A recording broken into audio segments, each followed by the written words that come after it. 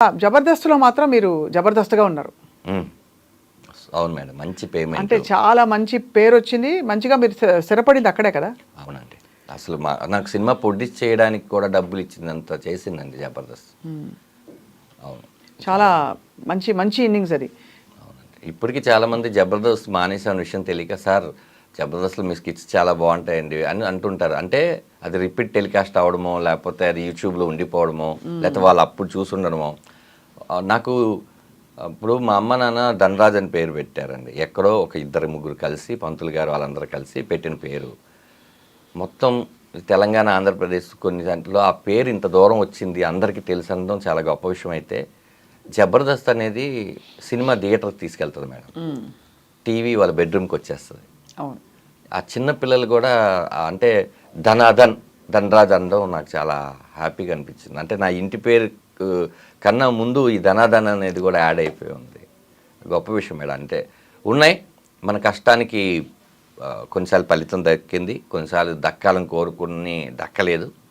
Journey madam అంతే, ఇదంతా ఒక జర్నీ. సో జబర్దస్త్ నుంచి బయటికి రావడం అన్నది అది కాన్షియస్ ఇంకా సినిమాల్లో బిజీ అయిపోవడం వల్ల ఇంకా నేను నెక్స్ట్ సీజన్ నుంచి ఉండను అని చెప్పాల్సి వచ్చిందా మీరు? కాదు మేడం, ఇది టోటల్గా ఏంటంటే జబర్దస్త్ మానేయాలని నేనైతే ఎప్పుడు అనుకోలేదు. మాకేంటంటే 13 ఎపిసోడ్లు అని చెప్పారు. అది రేటింగ్ బాగా వచ్చేసరికి మళ్ళీ 13 ఎపిసోడ్లు కంటిన్యూ చేసి అప్పటికి కూడా నేను అప్పటికే నాకు తెలిసి జగడం, పరుగు, ఇట్లా కొంచెం మన పిల్ల జమీందారు ఇలాగ నేను సినిమాలో కూడా కొంచెం నోటెడ్గానే గోపి ఉన్నాను మేడం. అంటే ఏమైపోయిందంటే మాకు అప్పుడు రోజుకు 3 ఎపిసోడ్లు తీసేవాళ్ళు మేడం. అంటే మార్నింగ్ ఒక 10 o'clock స్టార్ట్ అయితే ఒక 6 టీమ్ లీడర్స్ చేసేసరికి అదొక 4 రిజల్ట్స్ అంత అయినాక 5 బ్రేక్, మళ్ళీ 1 hour తర్వాత మళ్ళీ ఒక స్కిట్, అది రాత్రి 11, 12కి మళ్ళీ ఒక బ్రేక్, మళ్ళీ 1 గంటకో 2కో అది మళ్ళీ 4 అయిపోయేది, 4, 5 అట్లా 3 ఎపిసోడ్లు తీసేవాళ్ళు. 3 ఎపిసోడ్లు తీసిన తర్వాత మేము ఇంటికి వెళ్ళి ఇంకా పడుకోవాలి. పడుకున్న తర్వాత ఆ డే పోయింది. ఆ నెక్స్ట్ డే నుంచి మళ్ళీ నెక్స్ట్ వీక్కి సంబంధించిన కాన్సెప్ట్ ఏంటి రాసుకోవాలి. ఓ మీరే రాసుకునేవారు? అంటే మేము ఇప్పుడు నా స్కిట్లకి ఇప్పుడు ప్రసన్న బెజవాడ అనే అతను ఉండేవాడు, నా దాంట్లో రాటో రాంప్రసాద్ ఉండేది. ఏదున్నా కూడా టీమ్ లీడర్ ఐడియాలజీ నుంచే మీరు ఏది చెప్పినా కూడా ఇది బాగాలేదు బాగుందని చెప్పడానికి టీమ్ లీడరే మెయిన్ ఉంటుంది. వాళ్ళు కాన్సెప్ట్ చెప్పినాక అది నచ్చలేదు, ఇలాంటి కాన్సెప్ట్ వేరే వాళ్ళు చేస్తున్నారు అని అనేవాళ్ళు. అప్పుడు అది రాసుకోవడానికి ఒక 2-3 రోజులు పట్టేది.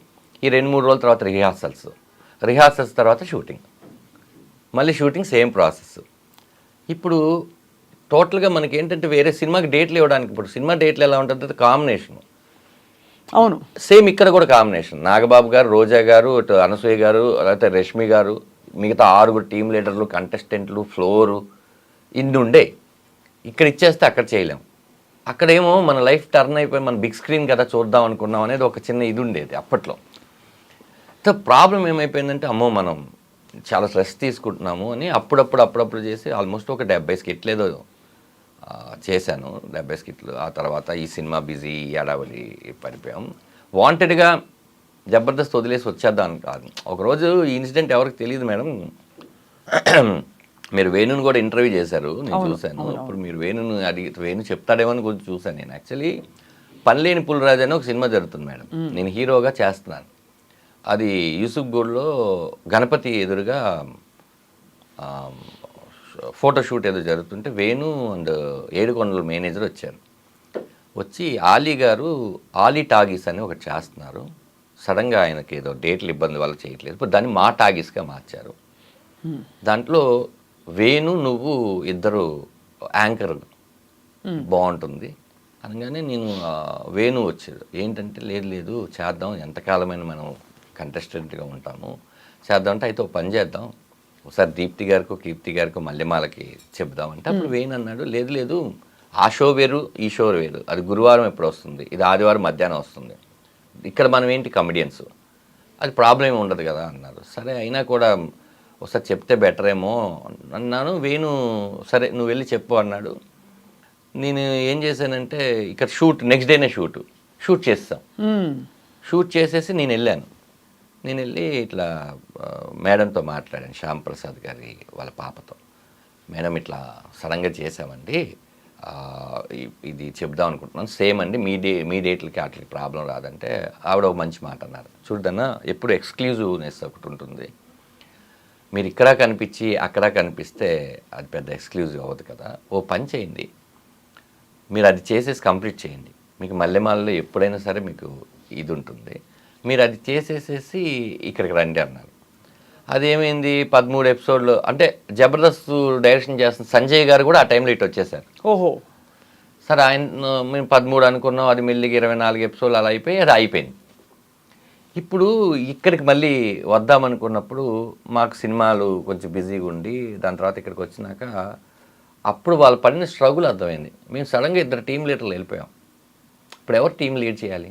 అవును, వాళ్ళకేమో నెక్స్ట్ 1 వీక్లో షూటింగ్ కనుక మేము వెళ్ళిపోయాం.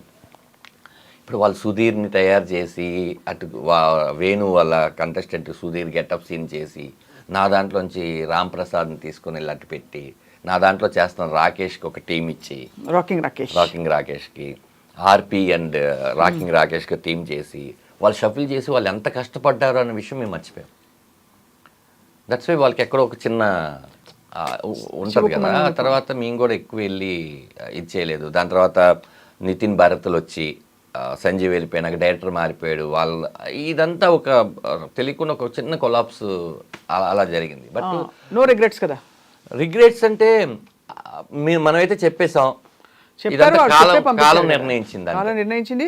బహుశా మార్పు అన్నది తథ్యం కదండి. ఇప్పుడు ఎంతకాలం మీరు చేసినా ఇంకో 70 చేస్తారు, అప్పటికైనా ఆగాల్సిందేగా. అవును మేడం, ఎన్నని తీసుకొని వస్తాం. ఆఖరికి మేము ఏం చేసాం, జుట్టు దగ్గర నుంచి కాలు వేలు వరకు ఏమేమి చేయగలమో అన్ని చేసేస్తాం. అదే ఇప్పుడు ఏం చేసినా కూడా ఇంకా ఎవరో చేసినట్టే ఉంటుంది తప్ప కొత్తది రాదు మేడం.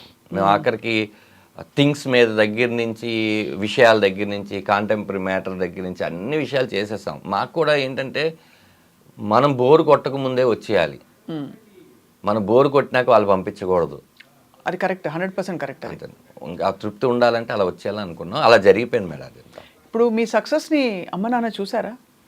నాన్నగారు నాకు 8-9 ఇయర్స్ ఉన్నప్పుడే చనిపోయారండి లారీ యాక్సిడెంట్లో.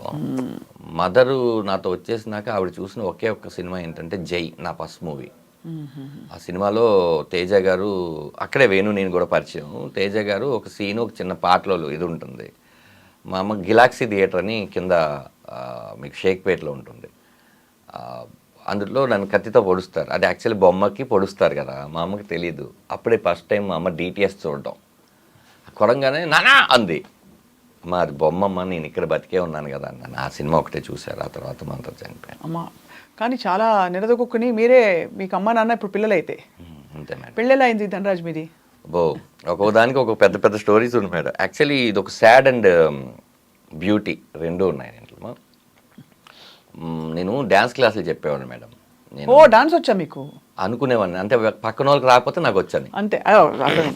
అయితే మీకు డెఫినెట్గా వచ్చాం మన ఇద్దరి మధ్యలో. మన ఇద్దరు మాస్.